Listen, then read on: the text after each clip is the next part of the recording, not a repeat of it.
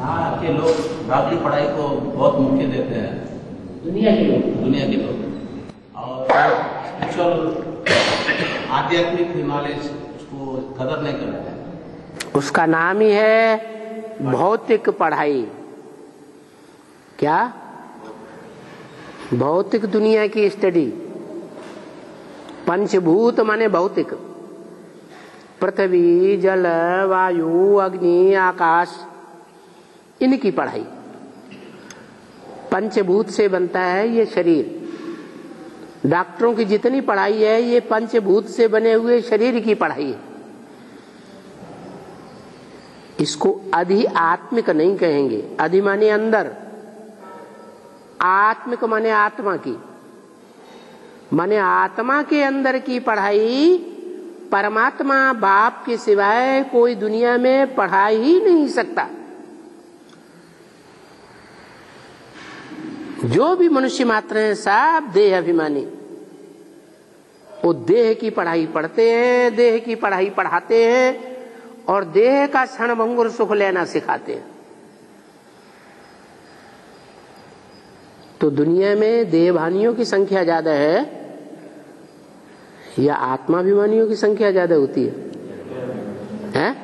अरे भगवान के आने के बावजूद भी आत्मा के अंदर क्या है, आत्मा रूपी रिकॉर्ड के अंदर कैसे कैसे अनेक जन्मों का पार्ट भरा हुआ है, ये जानने की जो इच्छा वाले हैं वो आध्यात्मिक मनुष्य हैं। और जो ये नहीं जानना चाहते वो भौतिकवादी दुनिया में रमे हुए हैं, भौतिकवादी दुनिया में सुख लेना चाहते हैं, भौतिकवादी दुनिया के सुखों में उनकी बुद्धि खिंची हुई है। तो उनकी संख्या ज्यादा होती है देह अभिमानियों की।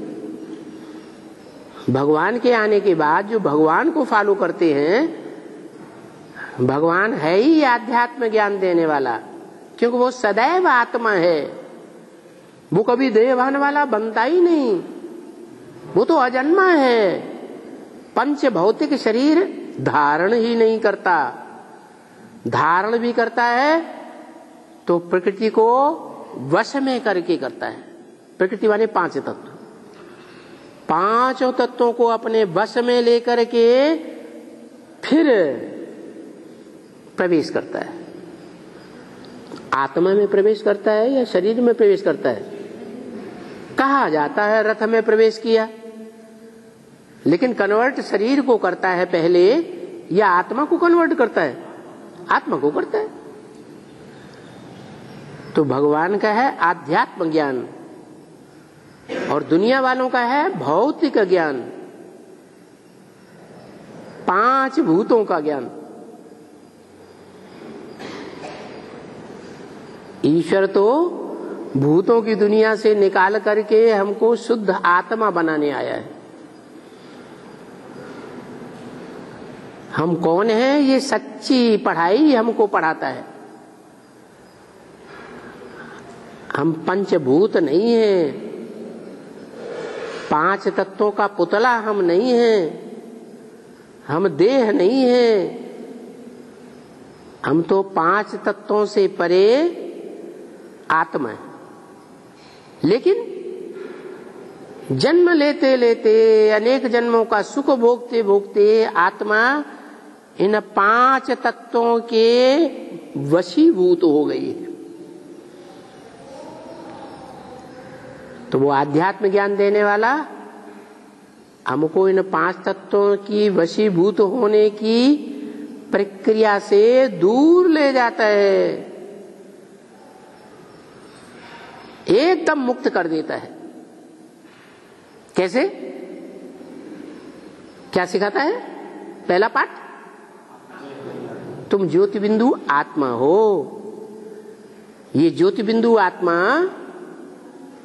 ऐसे ही है जैसे राजा ऊंची गद्दी पर बैठता है, पूरे राज्य को, राज्यसभा को कंट्रोल करता है। ऐसे ये शरीर रूपी राज्य को कंट्रोल करने वाला आत्मा रूपी राजा मूर्धन्य में जिसे कहते हैं भ्रकुटी का मध्य, वहां बैठता है। और भ्रकुटी के मध्य में बैठ करके सारी इंद्रियों को, चाहे ज्ञान इंद्रियां हो, चाहे कर्म इंद्रियां हो, चाहे पूरा शरीर हो, सबको कंट्रोल करने वाला है। ये आध्यात्मिक ज्ञान हमको देता है। अधि माने अंदर, आत्मा माने आत्मा। आत्मा के अंदर का ज्ञान लेने के लिए आत्मा के ऊपर कंसंट्रेशन करने की प्रैक्टिस करनी पड़े। अभी 63 जन्म से तो हमारी पक्की प्रैक्टिस पड़ी हुई है देह को याद करने की, देह की इंद्रियों का सुख लेने की। तो संग का रंग किसको लगेगा? पंचभूतों का सुख लगे, संग का रंग लगेगा, या आत्मा परमात्मा का संग का रंग लगेगा? है पंचभूतों का संग का रंग लग गया। इसलिए संख्या उनकी ज्यादा है। भौतिक पढ़ाई पढ़ने के लिए जो प्रेफरेंस देते हैं,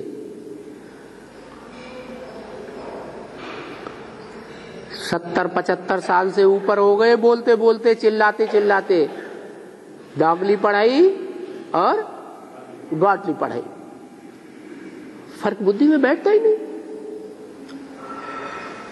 और